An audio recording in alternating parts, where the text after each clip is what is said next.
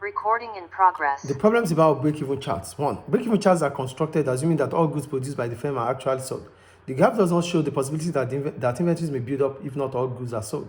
So the first problem about using break-even chart is that it is assumed that whatever that has been produced are sold in that firm. So and which is not a reality because not all goods might be sold. So it is always assuming it's an assumption that whatever that is being produced is sold.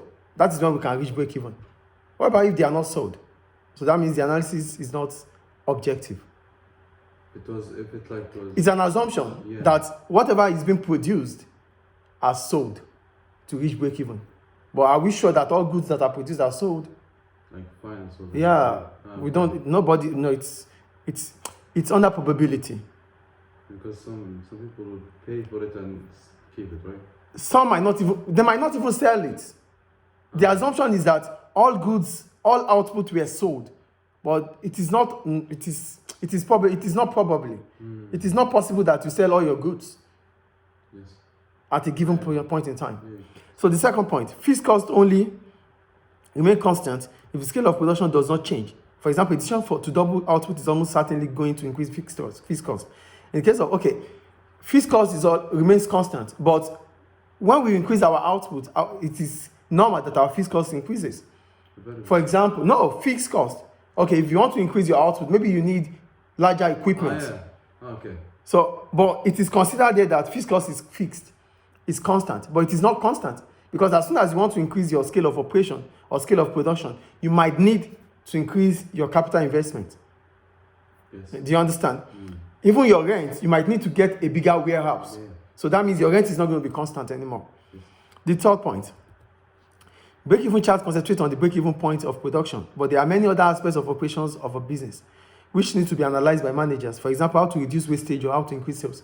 So when it comes to break-even charts, its focus is always on break-even analysis.